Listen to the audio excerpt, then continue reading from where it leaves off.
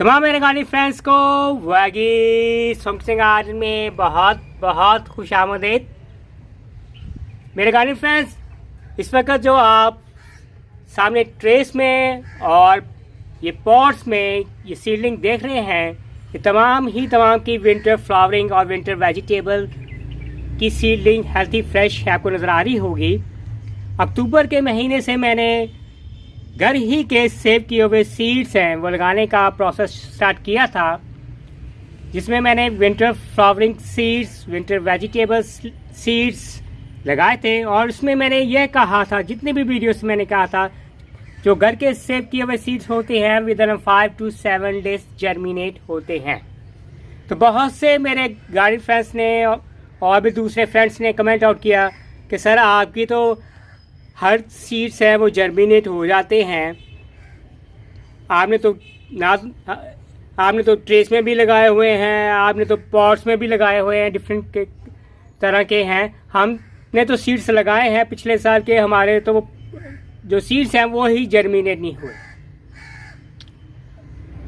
और अगर लगाए निकले भी हैं तो वो जो पौधे हैं ख़राब हो गए हैं, सही तरह उनकी सीडलिंग है ट्रांसप्लांट नहीं हो सकी। तो कहानी आप हमें ये बताएं कि असल में आपका क्या असल में राज है, आप क्या ज़्यादा बेहतर हमें ट्रेस में लगानी चाहिए या पॉट्स में लगानी चाहिए, तो थोड़ी सी इस हवाले से हमें इंफॉर्मेशन शेयर आउट करें। तो मेरे गार्डनिंग फ्रेंड्स, पहली बात तो ये है कि जैसे मैंने कहा कि बेस्ट क्वालिटी ऑफ सीड्स, चाहे आप बाज़ार से लें चाहे आपके घर में हो, बिल्कुल हेल्थी फ्रेश आपके सीड्स होने चाहिए। पहली बात तो मैं ये कहूँगा, जो कि 5 to 7 डेज एट लीस्ट है, ज़्यादा से ज़्यादा 10 से 15 दिन के अंदर जर्मिनेट होने चाहिए। और जहाँ तक ये ट्रेस का हवाले से कई लोगों ने पूछा कि आपने तो सारे ही ट्रेस में लगाए हुए ज़्यादा, और सारे के सारे हम देख रहे हैं कि जर्मिनेट हुए हुए हैं।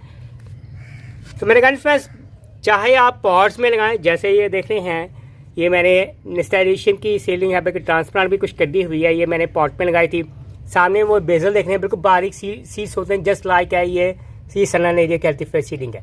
अब ये मैंने कुछ छोटे से पॉट में ली है, वो ये है कि जो बड़े बड़े सीड होते हैं, मोटे मोटे सीड होते हैं, इनको पानी में भिगोने के पहले रखा था मैंने। अब ये बड़े बड़े सीड्स होते हैं, इनकी रूट्स हैं जो थोड़ी सी ज़्यादा ये रिक्वायरमेंट मांगते हैं, एनर्जी ज़्यादा मांगते हैं। और बड़े बड़े ये प्लांट्स हैं, ये जो सीड्स होते हैं, मेरी कोशिश होती है कि जो बड़े बड़े सीड्स हैं वो पॉट्स में लगाए जाएं। और आप कहेंगे कि बेजल तो बिल्कुल बारीक बारीक सीड्स है, बेजल तो आपने क्यों नहीं ट्रे में लगाए। तो बात ये होती है मेरे गार्डनिंग फ्रेंड, जो बेजल है, बेजल का आगे है सर्दी है, विंटर है, सीज़न ऑफ होने वाला है। जैसे नियासपो हो गया, आप देख रहे हैं पत्ते पर झड़े, इसलिए मैंने इसको यहाँ ये पॉट में रखा हुआ है ताकि इसमें नमी रहे और फुल सनलाइट में है, ताकि प्रॉपर सनलाइट मिले। जो सीड जर्मिनेट हुए इसकी थोड़ी सी हेल्थी फ्रेश ग्रोथ इसी के अंदर हो जाए, क्योंकि इसको भी मैंने ट्रांसप्लांट नहीं करना। और जितने भी बाकी ये सीड्स हैं, ये तमाम के तमाम है सीडलिंग है विदिन आपकी मेरी ये समझ लें नेक्स्ट 1 वीक में या 10 दिन में तमाम ही पॉट्स में ये ट्रांसप्लांट हो जाएगी। कुछ बिल्कुल बारीक बारीक है, कुछ अभी बड़े बड़े हैं, कुछ मैंने कर दिए हुए हैं इसमें से। तो ये तो सारी की सारी जो ट्रांसप्लांट हो जानी है, इसलिए मैंने ये सारा का सारा ये ट्रेस में रखा हुआ है। और इसमें भी कुछ के बड़े सीड थे, कुछ के बिल्कुल बारीक बारीक सीड थे। लेकिन मैं ये प्रेफर ये थोड़ा सा करूँगा कि अगर नए लगाने वाले हैं मेरे गार्डनिंग फ्रेंड्स हैं, अगर वो सीड्लिंग को लगाना चाहते हैं, तो वो कोशिश ये करें कि पहले ही घर ही में के जो सीड्स हैं, इस तरह के ये जो ट्रेस मैंने है इसमें लगाएं। कि उसमें ये है कि सीड्स बारीक होंगे, मिट्टी की लेयर कम होती है, ठीक है, यहाँ से देखें ना 1 इंच तक है, और आपके इजीली सीड्स जर्मिनेट होंगे, सीड्स ज़्यादा गहराई में नहीं जाएंगे। और अगर आप पानी देते हैं तो ओवर वाटरिंग की वजह से अगर ना हो वैसे को, तो एक्सेस पानी फ़ौरन टाइम से निकल जाता है, क्योंकि मैंने 5-6 इस तरह ड्रेनेज होल इसमें किया हुआ है, तो पानी इसमें बिल्कुल नहीं ठहरता। और दूसरी बात है सनलाइट का होना बहुत ज़रूरी है। इस वक्त मेरे गार्डनिंग फ्रेंड, जितने भी आप ये सीडलिंग देख रहे हैं, अब ये सारी की सारी मेरे ये घर के वहाँ से शिफ्ट हुए हैं, दूसरी जगह से आस्ता आस्ता ये यहाँ आ गए, जहाँ ये मेरा इस तरफ का ओपन एरिया है। यानी यार इसको सारे जितने प्लांट्स हैं अब मेरे सारे के सारे ये ओपन एरिया में हुए हैं। पहले ही मेरे प्लांट्स, मेरे गार्डनिंग फ्रेंड्स, यहाँ मैंने ये ट्रेस, ये जो सीलिंग है स्टार्ट मैंने यहाँ से स्टार्ट किया था, जहाँ से मेरे ये दूसरे प्लांट्स होते थे। अभी भी प्लांट्स वहाँ भी हैं, कुछ ऑर्नामेंटल प्लांट्स हैं। यहाँ मैंने सीडलिंग सी थी, आहिस्ता आहिस्ता ग्रेजुअली यहाँ से मूव होती होती अब तकरीबन वहाँ उस तरफ बात देख रही हैं वहाँ, तो वहाँ से अब ग्रेजुअली यहाँ जो सारी सीलिंग है ये शिफ्ट आउट हुई है, जब तक कि ये मुख्तलिफ पॉट्स में है या नीचे रेस बेड में बिल्कुल जब इसको ट्रांसप्लांट नहीं हो जाती।